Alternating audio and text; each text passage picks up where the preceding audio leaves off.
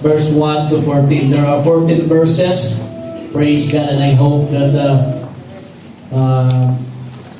you have the strength to stand for a while. Praise God. There's already there. Previous. If you have it, say praise the Lord. Praise the Lord. Praise God. Hallelujah. Matthew chapter 22, verses 1 to 14. And Jesus answered and spake unto them again by parables, and said, The kingdom of heaven is like unto a certain king, which made a marriage for his son, and sent forth his servants to call them that were bidden to the wedding, and they would not come. Again he sent forth other servants, saying, Tell them which are bidden, Behold, I have prepared my dinner, my oxen and my fatlings are killed, and all things are ready. Everybody shout, all things are ready. All things are ready. Come unto the marriage. Hallelujah. Verse 5. But they made light of it, and went their ways, one to his farm, another to his merchandise.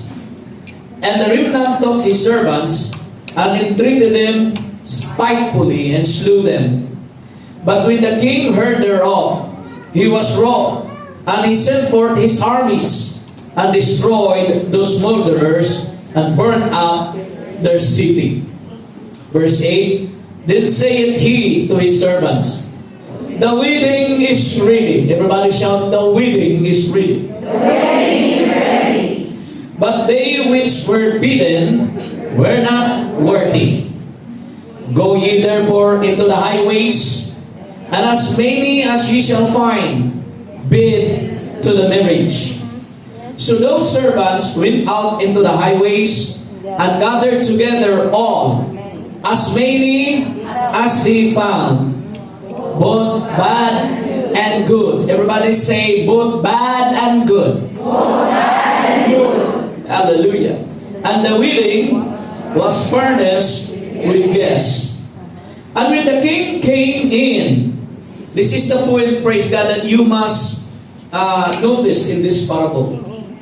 And when the king came in to see the guests, he saw there a man. Of all the invited guests, were so many, he saw only one. Just a man. He saw there a man which had not on a wedding garment. Everybody shout, on a wedding garment. On a wedding garment. And he saith unto him, Friend, how camest thou in hither not having a wedding garment? And he was speechless. Then said the king to the servants, Bind him hand and foot, and take him away, and cast him into outer darkness. There shall be weeping and gnashing of teeth. And the parable was being concluded in this statement, For many are called, but few are chosen. I will bring to you a topic this afternoon entitled, The Wedding Garment. Everybody say, the wedding garment. The wedding garment. Shall we bow down our head? And I want everybody to pray that this message would be relevant to you, that this message will wake you up to a more serious, hallelujah, relationship to God. Hallelujah. Heavenly Father, anoint me today at this moment, O Lord, to speak your word boldly in the power of the Holy Ghost. I believe your word is powerful. Your word is the bread of our soul. This afternoon, Lord, let there be healing in our midst. Let there be deliverance in our midst. Let there be a great revival in our midst. This is our Holy Ghost Explo Sunday, Panginoon. I pray that you will pour out abundantly the water of life to every soul who is thirsty, to every heart who is desperate of your presence, to experience, God, the heavenly power. Holy One Israel, hover this place with your presence, and your holy angels will guard. I pray in the name of Jesus that you will rebuke, Father, hallelujah, every evil spirit that would try to distract, would try to distort and hinder your purpose. Holy One of Israel, make us more mature, more deeper in your love. Give us more understanding and more commitment to serve you before we go out in this building. Bless New Life Fellowship, that it will expound, O God, according to the power of your Spirit. In Jesus' name we pray. Everybody shout amen. Shall we clap our hands and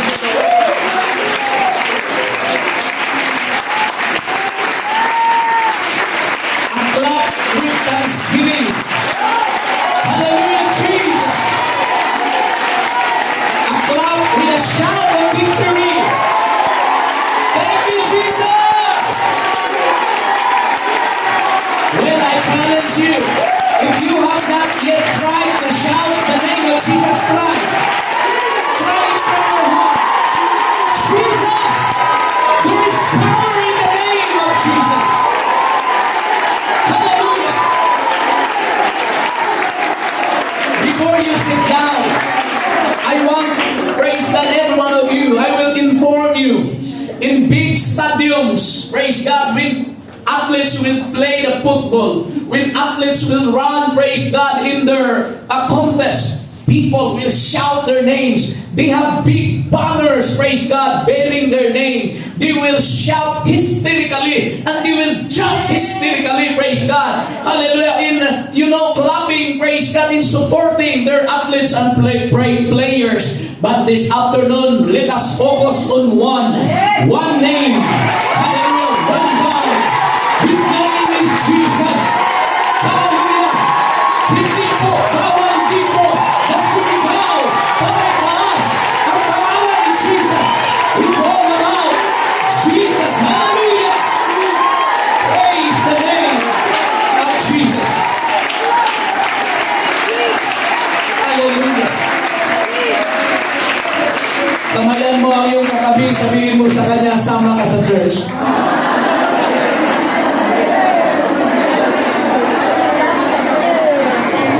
Ulitin mo mga kapatid, sama ka sa church.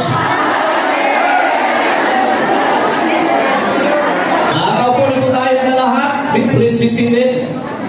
We have one sister, praise God, this afternoon. She approached me and she said, ang sinabi ko lang sa kanya, Pastor, sama ka sa church, at sumama siya. I challenge you, try. Praise God. Because if all of us will try, praise God, I think this place is not enough. Praise God, if they will go with you, praise God, to serve the Lord. Everybody shout amen. Hallelujah. I told you that, praise God, because I want your spirit to be awakened when you say, sama ka sa church, come with me to the church. Because there is a possibility that our body is here, but our mind is still working in the house of our employer. There is a possibility that your body is here, but your mind and spirit is on vacation. Maybe at the airport already right now. Praise God. Or maybe your spirit and soul, praise God, is now landing at Naiya 3. That is why I make it sure that when I preach this afternoon, hallelujah, your body, your soul, your spirit is here.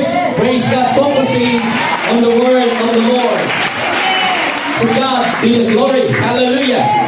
Now, this Sunday is our Holy Ghost Explosion Sunday. We have lots of verses in the scripture that the Holy Spirit is a gift of God. Of all the heavenly gifts, this is the top gift, hallelujah, to every believer. Praise God. He will give us the Holy Spirit. And when the Holy Spirit will arrive, when you receive the gift of the Holy Spirit, it is the seal of your soul in the day of redemption. What do you mean by that, Pastor Plaza? Now, I'm just, praise God, have a pep talk, praise God, right now before I'm going to discuss this topic. And when the Holy Spirit will be received by a certain believer, in the eyes of God, the soul of that person is being chopped or sealed. Hallelujah, for the day of redemption. The day of redemption is the day that when the trumpet will sound, that every eye shall see him, and every believer will be changed in a twinkling of an eye, and the dead in Christ will rise up first, and we which are alive shall, go with them together to meet the Lord in the air. Without the Holy Spirit, it is impossible for that believer, praise God, or that particular person to meet the Lord in the air. Because the only thing that we can, make our body to be changed into immortality is through the power of the Holy Spirit. Amen. Everybody shall amen. Amen. So this afternoon, I'm going to emphasize as clear as I can that the Holy Spirit, praise God, has already been given, has already been poured out to all the believers since the day of Pentecost. There are already thousands and millions, praise God, of people who receive the gift of the Holy Spirit. And aside from that, the Holy Spirit, praise God, is very important. Because Apostle Paul said, it will lead you into all the truth. Because when we are going to worship God, in John 4:24, the Bible said, God is a spirit, and they that worship Him must worship in spirit and truth. Praise God. You may be like a spirited person, hallelujah, palagi kang nag-speak in tongues, pero minsan there are parts in your life that is not yet on the truth. You are not yet living and practicing in the truth. But the more you live and walk in the Spirit will lead us, praise God, into all of the truth. So if somebody in the church is filled with the Spirit, and then you can see her or his life is not yet, in tune or in the will of God, don't judge her. Don't judge him. Because time will come, the Holy Spirit will lead that person, hallelujah, to live a life in all the truth. Clap your hands unto the Lord. I hope that I am clear right now. The Holy Ghost is a must of our salvation. It is essential for our salvation. Everybody shall amen. Amen. So this afternoon, praise God, before I call for an altar service, we will listen first to the Gospel of St. Matthew, mga kapatid. The wedding garment. I want you to read again, and I will emphasize line by line, so that we will not miss the parable. Let's go back to Matthew 22, verse 1 to 14. Praise God. And I believe, praise God, that preaching slowly and carefully, praise God, explaining those words could be more beneficial than shouting and jumping here, and then you go home, you don't know anything what the pastor is preaching all about. So I want you to grow. My mission, praise God, hallelujah, right now in the church is to, praise God, is to prepare the church to become more mature, to become more ready, hallelujah, at the sound of the trumpet. Amen. This is not all about a wishy-washy preaching. Basta lang sisigaw, basta lang matapos ang schedule ko. Praise God. No. At this time, I have the biggest responsibility, praise God, to feed you with words and wisdom. Hallelujah. From the very words of our Lord Jesus Christ, to prepare every believer to become more mature, to become more like Jesus. But I cannot help you without the Holy Spirit. I can speak here, praise God, like 70 words per minute or 200 words per second.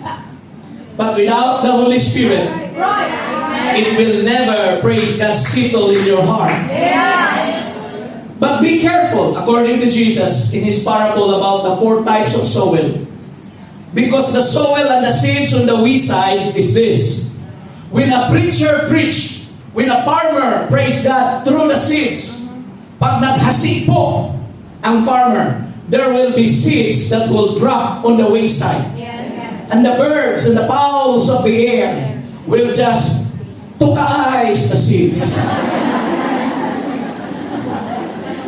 The birds and the fowls of the air will take away the seeds because the seeds are not covered with the soil. And Jesus explained that parable.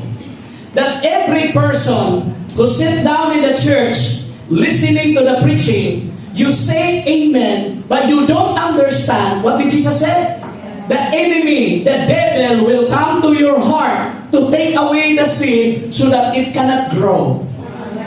So pa-imin-imin ka tapos hindi mo naintindihan, ang mangyayari, pupunta si Satanas. Katakot naman pastor. Sabi ni Jesus, kukunin niya, He will take away the word from your heart so that you can never understand it. So you go home, the same person, nothing has changed. You come back again another Sunday, you say amen, but you don't understand anything. So the enemy will just take away those words. But when you understand the word, you say amen, you respond, you cry, and you say, that's for me, Lord, that's my food. The enemy cannot take away the word. Why? Because you understand and you live and you allow the seed to grow in your heart. Is that clear? So lift up our hands to the Lord.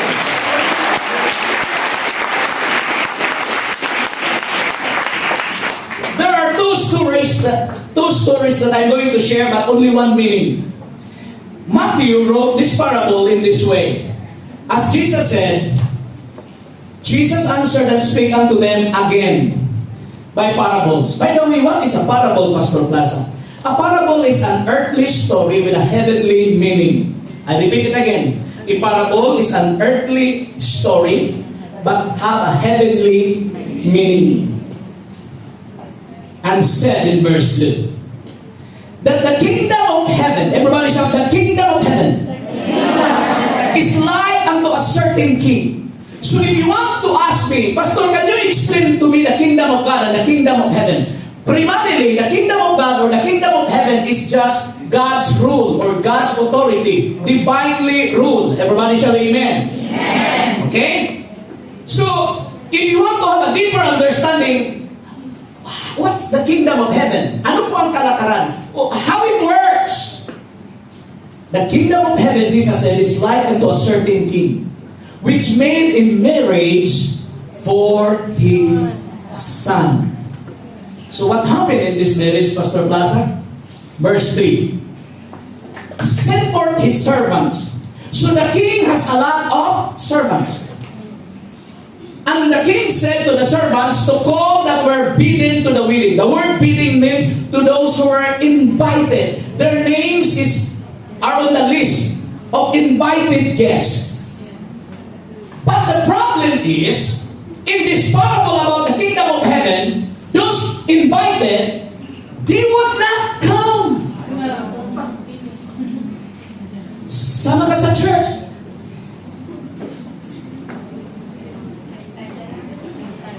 Those invited, they would not come.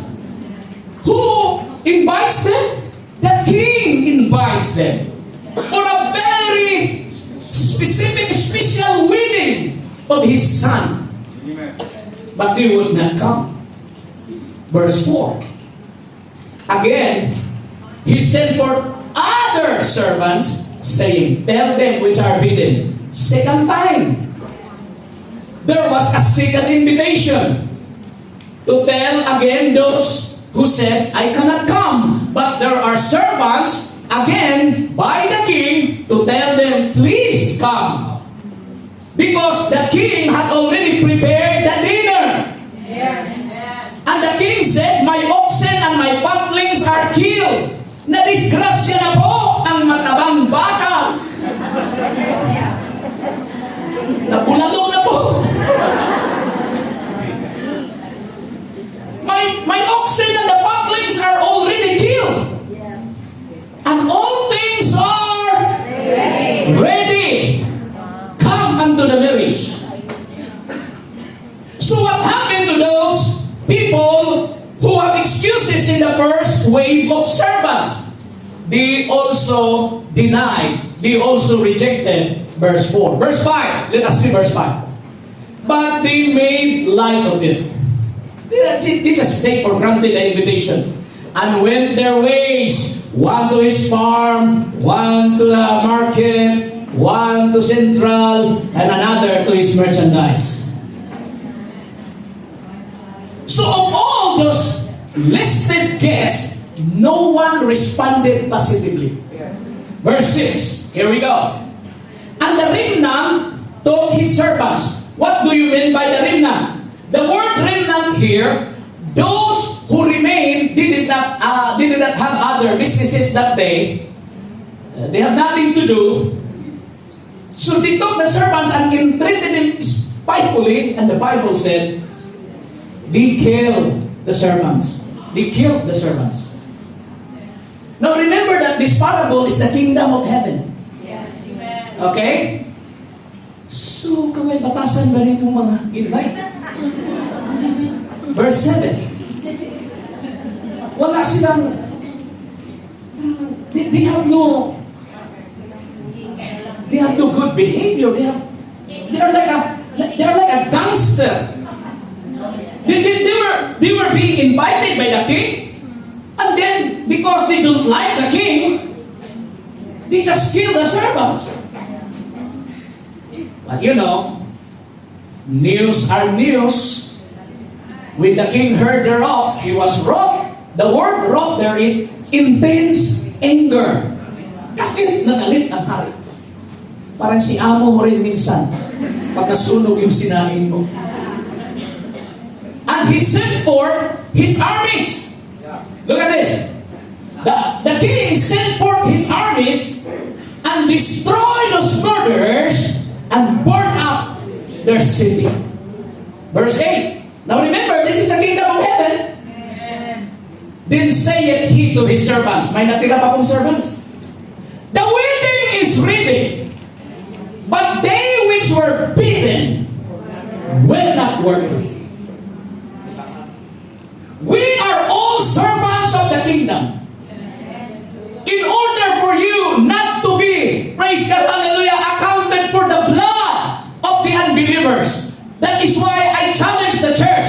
Tell the world, Sabbath as a church. Amen. If you have non-believers, there's no problem with it. Just invite them. Sabbath as a church.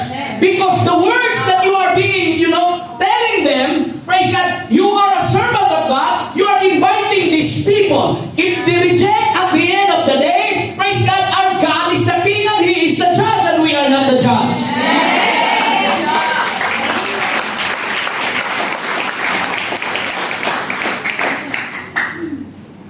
He said to his servants, the wedding is ready. Malamig na ang pagkain. Those who were invited are not worthy. Verse 9. Dito mo makikita kung worthy ka ba o hindi. And the king was so upset. We don't know how many cow, how many fatlings, and how many, praise God, goats he prepared for this best wedding. But no one accepted the invitation. So the decision of the king said, servants, go therefore into the highways. Because the first invitation was a door knocking, house to house. The person is in the list, they know the address. But now, how can they invite people? The king said, go to the highways. The borrowed ways. The borrowed conotro. Go to the highways. King's Road. Queen's Road. You cannot door knocking here in Hong Kong. The houses here are still gate. Bawal po. Everybody shall praise the Lord. The only way for the Hong Kong people and the servants here in Hong Kong is to go to the highways. As many as ye shall find, bid to the marriage. As many as you can find. So when you go to the highways, please don't close your eyes.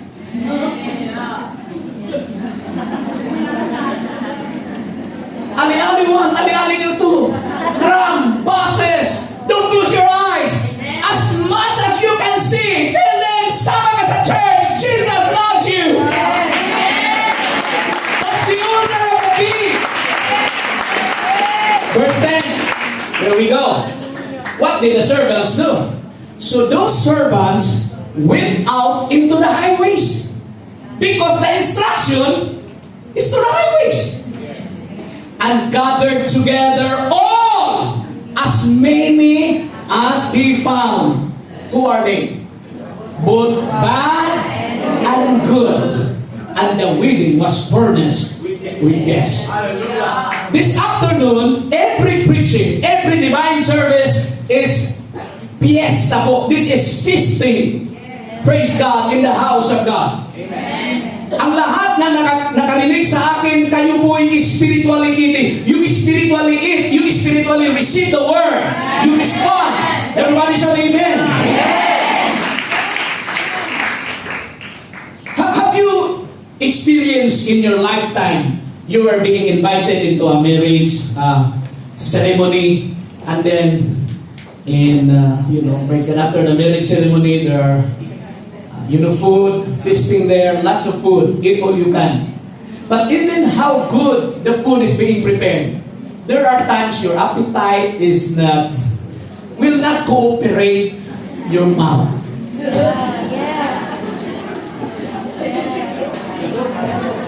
Yung mouth mo naglalaway dahil may mangga doon.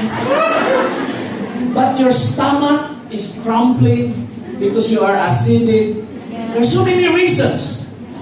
You can just look at the food, but you will never enjoy the food. Because there are some factors that affects your appetite.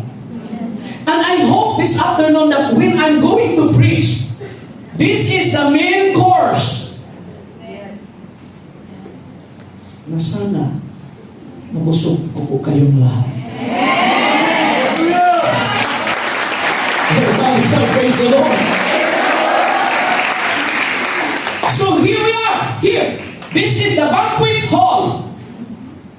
And the words that I speak is not my own. We read the words of Jesus. Amen. So you are now accepting this spiritual food.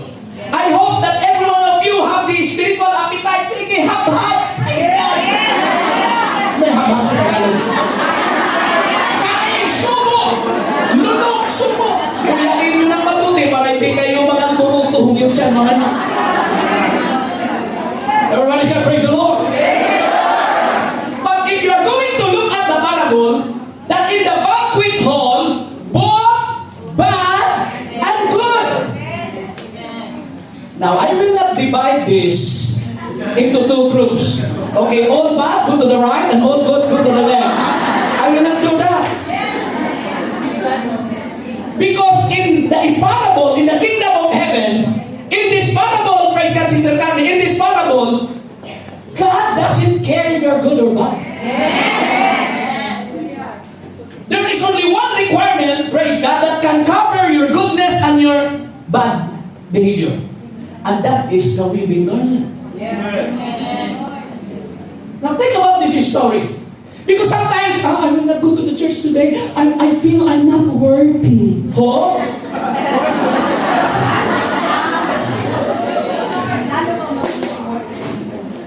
Papatulog ka sa boarding house. Worthy ka na tuloy kasi natulog ka doon. I will not go to the church today. I feel I'm not worthy to attend in my group meeting. My group mates are saints. Me, I'm not good. So if you go to the beach, if you go to barbecue, do you think you become worthy, you become good just because you don't come into the house of God? Now remember, when you arrive at the banquet hall, the parable of the kingdom of heaven, both bad and good are there. Because the issue here is to make the banquet hall furnished with guests. Ang gusto ng Diyos, mapuno ang isang lugar ng gutom, yung gusto, yung naniniwala, mga kapatid, sa salita ng Diyos. What I'm saying, Sister Sandy, is the heart of God, hallelujah, is to make this place full pack, praise God, full pack of people who are what? Hungry, thirsty, desperate. They want to understand the Word of God. Verse 11. Here we go. Remember that who are in the banquet hall, ha? Batayan mo, sino nga sa banquet hall, both bad and good. Bakit? May mga leader ba tayo sa church pastor na bad? I will not comment.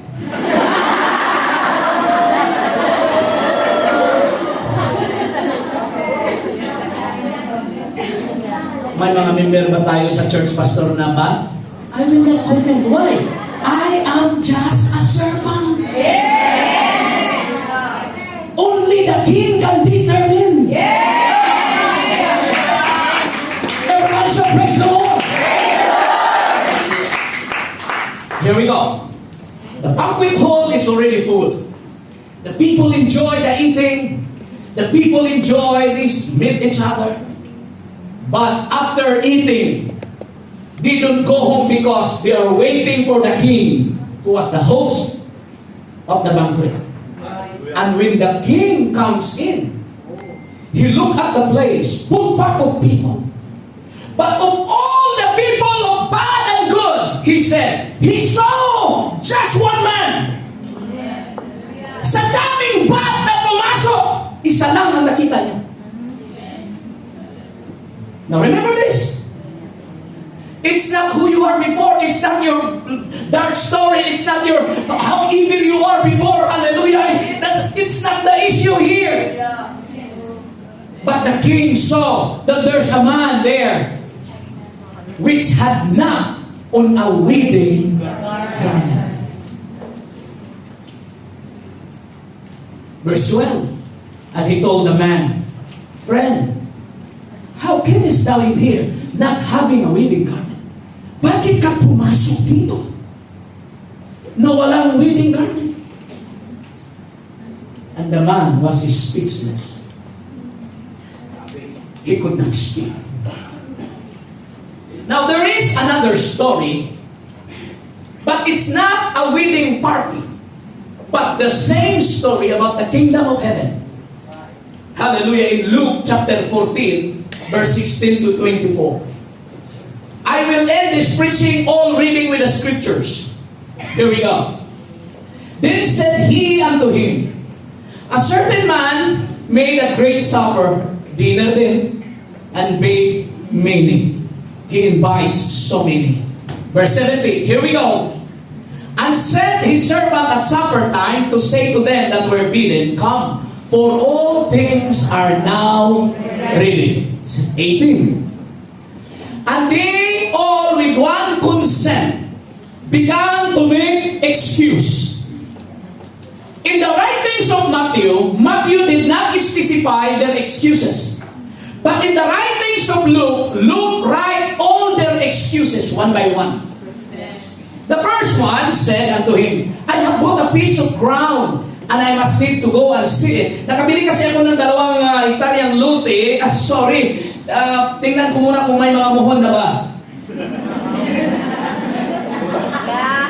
I pray thee, have me excuse. The question is this excuse legal? Is this excuse, praise God, acceptable? The answer is yes. Tama naman. Wala namang mali sa kanyang excuse. Nakabili kasi ako. 1.5 million yun. I-check ko muna. Praise God, nakabayad pa naman ako. Wala pa kami. Ano eh. Praise God. Baka wala pang muhon yun.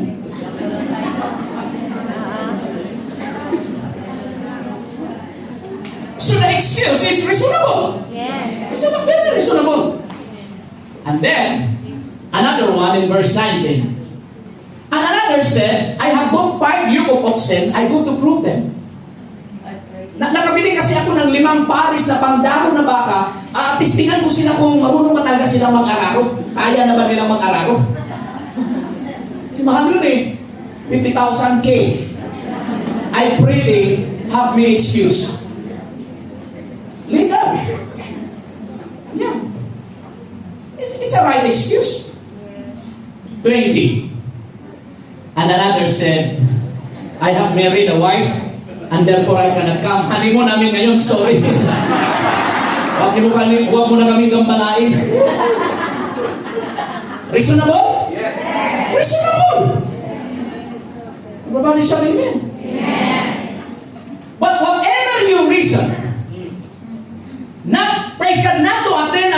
like this.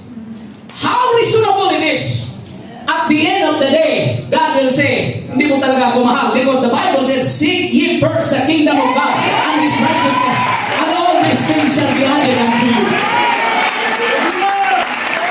When it comes to the kingdom of God, all our earthly reasons, praise God, cannot outweigh how important is the kingdom of God. So all those three, they cannot come. Verse 21. Hallelujah. So the servant came and showed his Lord these things. So the servant came back to the house and said, Sir, amo, boss, manager, all those invited guests, they have reasonable reasons. They cannot come. Then the master of the house, being angry, said to his servant, go out quickly. Everybody shout, quickly. Quickly. Go out quickly into the streets. Sa kay Matthew, highway. Sa kay Lucas, kali-kali na lang. In other words, you must cover all places in which you can find people. So Luke said, go out to the streets, lanes of the city. Mga lane lang, yung daanan lang ng tao. Go there. Bring in hither. Okay, here we go. The poor. The main, yung mga bandado. The whole, yung hindi namin makalakad. And the blind. Very specific. The poor, the main, the whole, and the blind. This is what Matthew was talking about, who came into the banquet hall, both bad and good. Who are those bad? It's not behavior that he was talking about. He was talking about those blind, yung walang ligo, yung laway nandito, nakarating sa kainan. Kung ikaw ang kaharap sa lamisa at yung tao ay may sipon, napakarumi ang mukha, napakadungis, gaganahan ka kaya ang kakain? But remember this. This is not earthly, praise God, real banquet. This is a spiritual banquet. That is why I don't care, praise God, how many lessons you already finished. If somebody came here who is an adulterous, a fornicator, a sinner, an evil person, if you are on the other side, hallelujah, no matter, hindi ko siya pagtititihan. Bakit? Word of God ang pinag-usapan natin.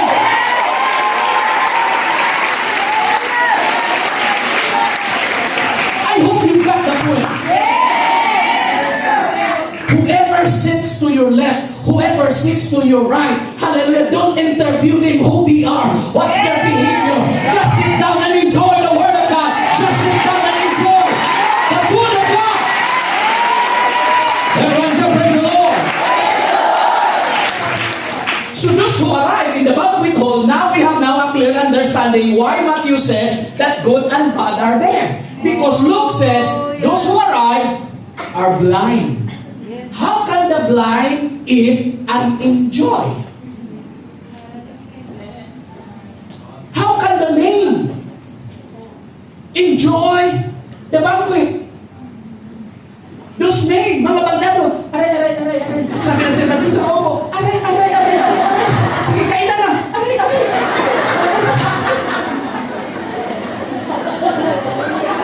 So this banquet is. But I want you to understand, Jesus was talking about the kingdom of heaven. Jesus is talking about the kingdom of heaven. Maybe you are so serious in listening, Sister Angie, to the Word of God, but there are people in the church that they're just talking, pinduting their cell phone, praise God, praise God. Those are main.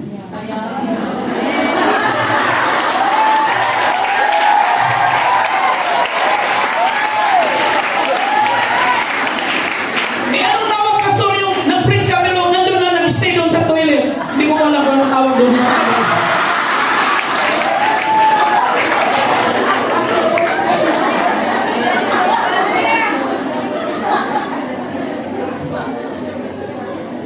So, you have now an understanding what Matthew is talking about. Amen. Let's go to verse 22. So, the whole banquet is full of these people. And here's the good news. The servant said, Lord, It is done as thou hast commanded, and yet there is room. Tell your neighbor, there is still room. May bakante pa po. So when you come to Central, when you go to the highways in Hong Kong, tell the people, sis, sama ka, may bakante pa po. Hindi mo sabi, sis, huwag ka na sasama. Puno na po kami.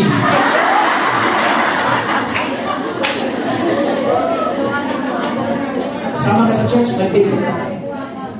Heaven is always vacant. There is still always a room. How many baptism every day in the whole world in the name of Jesus? Thousands have got baptized in the water in the name of Jesus. How many got the Holy Ghost? Thousands and millions of people every year receive the gift of the Holy Spirit. Yet the kingdom of heaven said, there is still a room. If you are a backslider, I'm going to tell you, there's still a room, sis, to come back. Hallelujah, there's still a room for you. Clap your hands up to Jesus, hallelujah.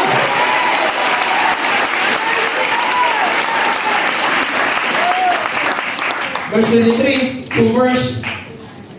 And the Lord said unto the servant, when the master of the house heard that there is still a room, he let the servants go out again for another second wave of evangelism. And the Lord said unto the servant, go out into the highways, hedges, compel them to come in.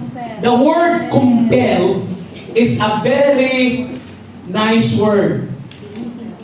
Bakit nice siya, Pastor? Because the word compel, hallelujah, has a picture of push them. Hilain mo sila. Sige, hilain. Sama ka.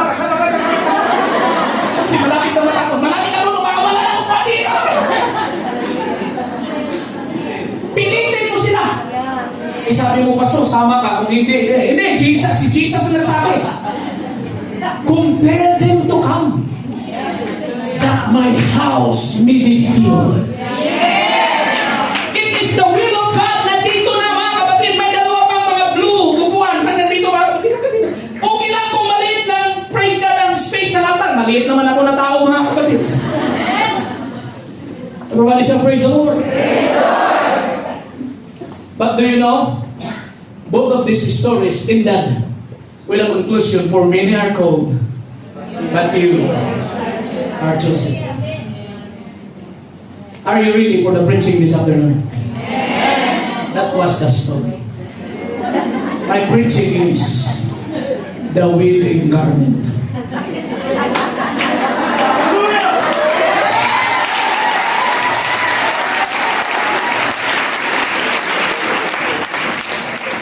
So what is the wedding garment there? Because the king said, why you are not wearing a wedding garment? Why you come here inside? Because this is the story.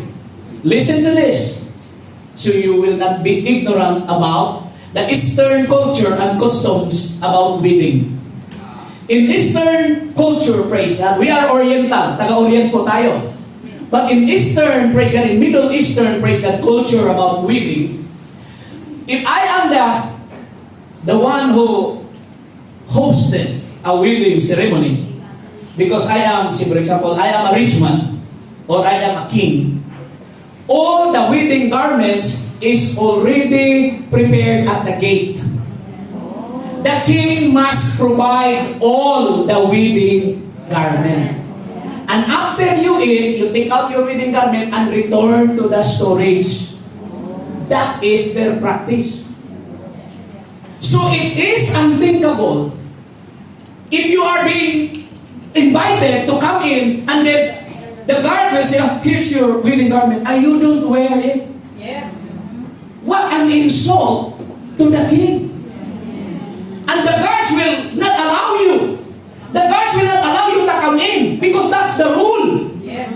But if you push yourself using your hands and feet, tumakbo ka na, hindi makahabol yung mga servants dahil mga senior na yung mga servants, takbo ka doon sa loob. Even though you are not wearing the wedding garment, but the king is the final authority. Yes. Everybody say amen. Amen. So this is the question. What is that wedding garment in the parable, Pastor Plaza? Wedding garment here means the distinguishing mark of grace. Number one, the distinguishing mark of grace. Salvation is free. The gift of God of salvation is free. God prepared it at the door. Anyone who will come, whether bad or good, as long as you wear the distinguishing mark of the grace, you're okay. Everybody say, praise the Lord. Praise the Lord. The wedding garment is a symbol of respect for the king. It is a sign of honor for the prince. It signifies confession of sympathy with a great occasion. Okay, I will pause a moment. Okay, i-analyze natin ang crowd. Sino po dito ang kinasal na nakasuot ng wedding gown? Taas ang kamay. Boys, put down. Maliban na lang sa kinasal ng civil, mga kapatid, praise God, yeah, it's acceptable, pero hindi kayo nag-gown. Pero may nag-civil na, civil wedding, pero nag-gown pa rin, mga kapatid. If you wear a wedding gown, Sister Marie, this is my advice. You can wear it once. You cannot wear it going to the market. You cannot wear it every day. Because if you wear it every day, people will think you have a mental problem. Because wedding ceremony is only once. You can wear it in the morning and then take it at night time. Why?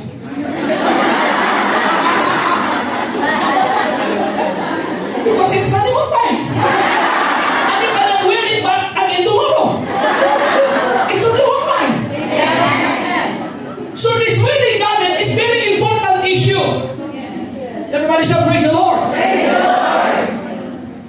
So when you wear this wedding garment in this parable, you are confessing of sympathy with great occasion. Hallelujah. You conform to the requirements of the wedding party.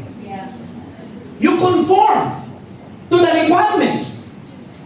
So when you enter the church, since this is feasting, praise God, of the Word of God, every time we come here in the church, praise God, and if the MC will say, shall we stand together? So you stand. Why? You need to conform yourself to the requirements of what the program is going on. Lahat tumayo, ikaw lang umupo. Ibig sabihin, you are not wearing the wedding garment. Ipikit natin ang ating mga mata, mga kapatid. Itaas ang ating kamay. Tapos ikaw wala rin. Ang sabi lang, ipikit natin ang ating mga mata. Ay, hindi, Pastor, kasi baka nakawin itong shoulder bag ko. May nakapasok pa naman ng mga band.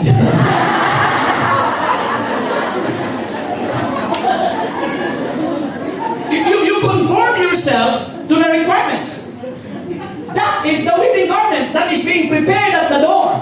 The grace of God, the forgiveness of God. Actually, mga kapatid, salvation is prepared. Don't worry, Sister Sylvia, I will recap. Praise God, hallelujah. So, when we can hear lessons on the altar, preaching, teaching, never take in your mind to entertain names, other people, other, But the best is this. If you want, praise God, hallelujah. Now, while we are waiting, we are enjoying this food. But one day the King will appear. One day the King will come in. One day there will be a trumpet that will sound from heaven. And it is a terrible thing when the King will say, why you are not wearing the wedding garment? That is why it's very important to always ask ourselves, ako ba yan, Lord? When somebody will preach about prayer, Lord, it is I na nagkulang na sa prayer. Lord, is it I? When somebody will preach about holiness, when somebody will preach about separation, the best question is this, is it I? Ako ba ang nagkulang? Saan mo Panginoon ako nagkulang? Yes. Teach me, lead me. Hallelujah.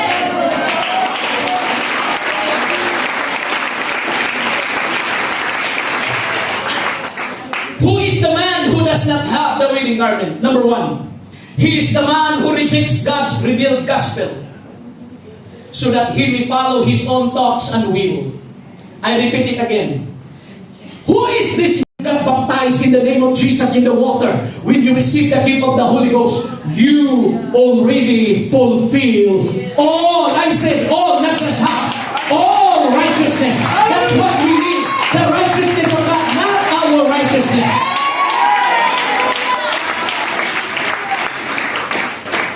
Now I want you to understand the story. Remember, who are inside? Bad and good. Poor, maimed, whole, blind. So many defects in their lives. But here we go. Hallelujah. That even bad and good were there. So that the wedding garment does not relate to their past character. The wedding garment does not relate to their past character. God doesn't care kung ilan ang boyfriend mo noon. Noon yun. God doesn't care. Hallelujah, kung magnanakaw ka noon. Noon yun. God doesn't care kung nangupit ka sa amo noon. Noon yun. Everybody say amen? That was your past character. So the wedding garment, the garment of wedding, when you receive at the door, the grace of God, the new birth experience, it covers your self-righteousness and your kalukuluko na mga kapatid, our evilness of our life, if that is the right term. The garment of wedding will cover it all. It does not relate who you are. So that is why when somebody will stand at the altar or join the choir or join the song, don't sit down there and say, bakit pinasama nila yan sa ano? Grabe na mangungutang yan eh! Noon yan!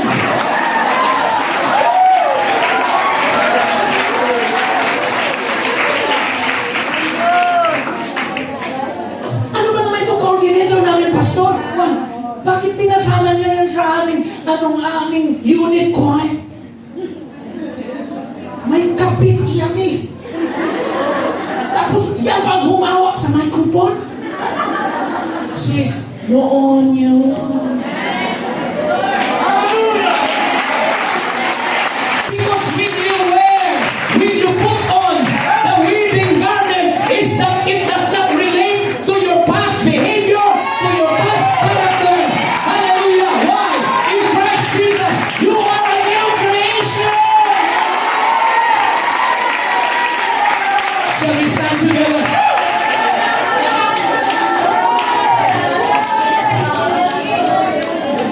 Kaya napakaswerte ninyo nakarating kayo sa church. Sabihan mo yung kanan, swerte ka, nandito ka. Blessed ka, nandito ka. Okay, ito po yung tanong na seryoso. Sinuot mo ba ang wedding garment? That is the grace of God. That is the mercy and grace of God. The Jesus name baptism and the Holy Ghost baptism and the Holy Living Praise God. Hallelujah. All the teachings of discipleship and growth class, Bible school students, hallelujah, in our group chat, hallelujah, in our live streaming of our lessons, I always tell our Bible school students, throw away those things that you need to throw away. Stop doing those things that you need to stop. Hallelujah. Why? Praise God. You are a child. You are a servant of the living God. You are alive in this world.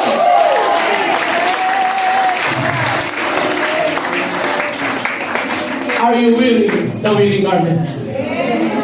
You cannot wear this wedding garment unless the Holy Spirit will come into your life. Do you know if I'm going to finish this parable? When Jesus confronted the man, Sister Sylvie, why? He said, friend, why are you coming inside without wearing the wedding garment? The man was speechless. Because if he don't want to come inside, if he don't want to face the king, why he can just be outside.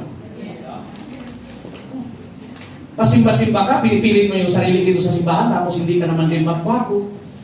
Galit ang hari pagdating sa araw, mga kapatid. That is hypocrisy. If you come into the house of God, I'm saying this, we love you, we want you to grow, we want your relationship to Jesus will grow. I cannot speak softly. Hindi po pwedeng ipangaral ko dito na sabihin ko, okay lang yan sis, natagtatlo ang boyfriend. Pwede? Hindi.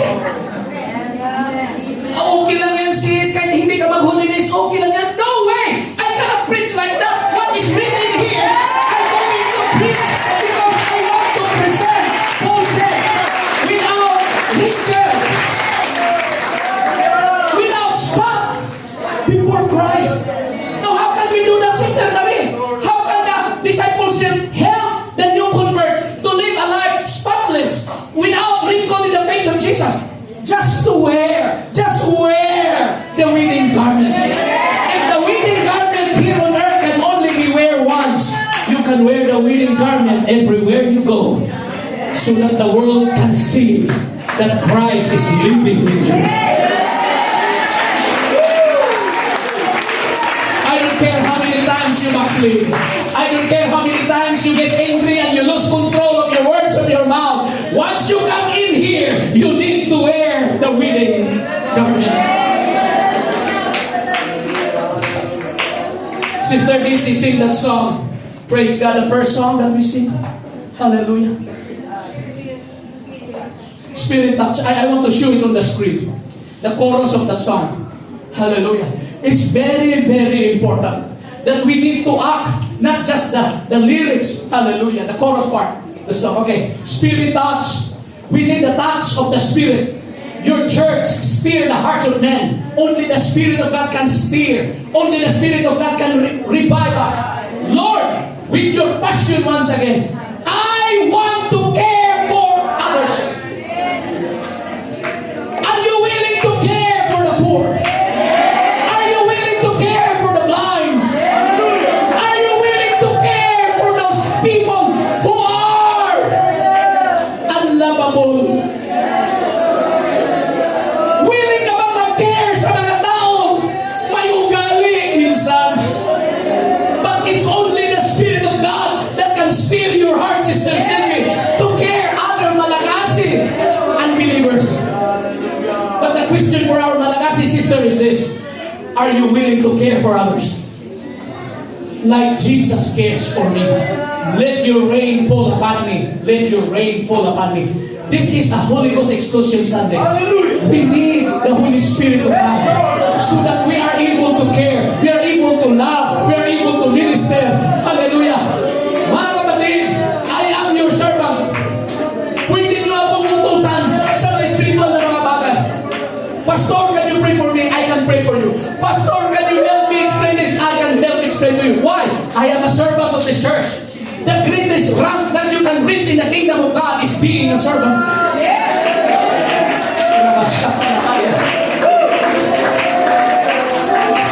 We will not sing that, but I want you to see on the screen, as much as you can see on the screen. Call the Spirit in the name of Jesus. The name of the Spirit is Jesus. Jesus, touch my heart, steer my heart, revive me with your passion that I want to care for others. Is this the problem of New Life Fellowship? That we are lacking of love to each other. Ito kaya ang problema ng New Life Fellowship na magiging hindrance sa ating paglago?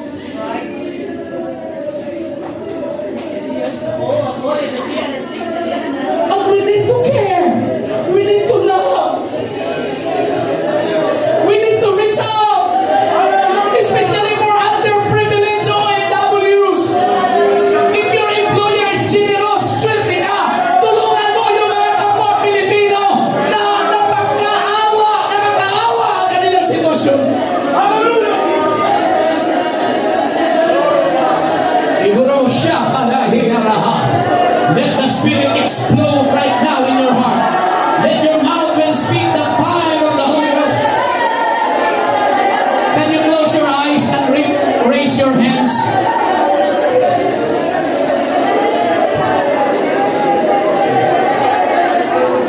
Humble yourselves in the eyes of God. Sister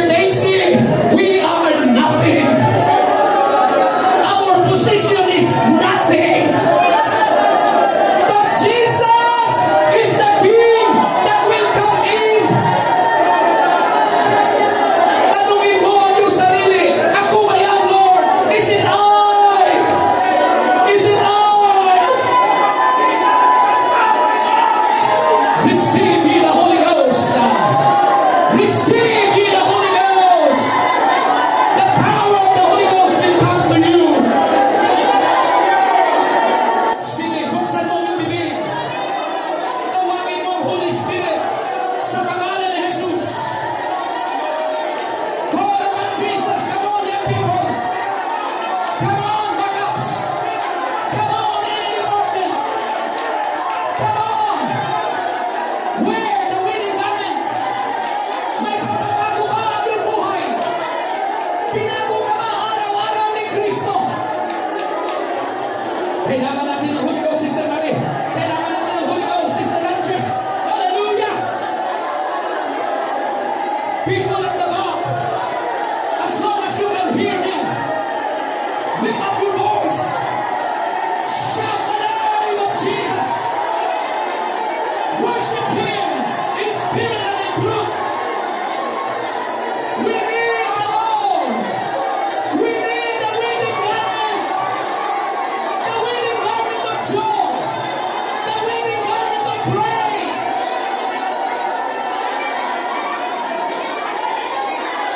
Mga tatay, pwede tayong magreklamo na may kulang ang ating bagong galon.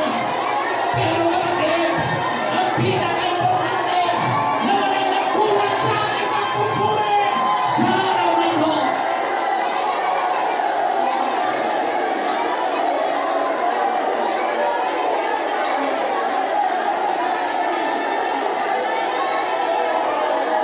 Receive ye the Holy Ghost. Kung may alam ka na kapatiran na hindi pa nag-receive ng Holy Ghost, lapitan mo siya inihans na may pananampalataya at nag-receive siya ng Holy Ghost.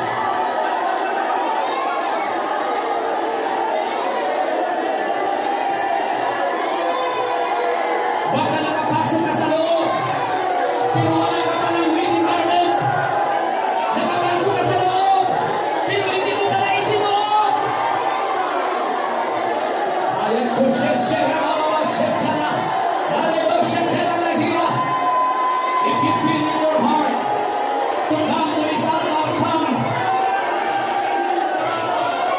Pinapangalan na sa'yo kung anong dapat mong ipabuhay.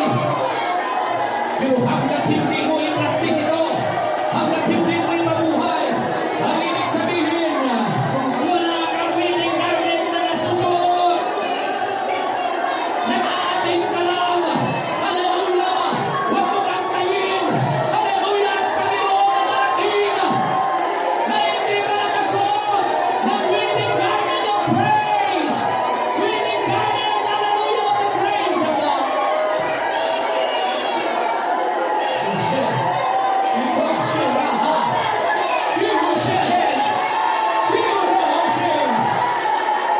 There is a rain. There is a rain. Sister Montesino, there is a rain. There is a sound of the rain. Sister Chinelen, receive the Holy Ghost, Sister Chinelen. And Hashiro, Hiro Hakata, Michelle Shirahara. Hallelujah! Come on, speak in tongues. Mga kapatid, kailangan mo maranasan ang speaking of tongues. Kailangan mo maranasan.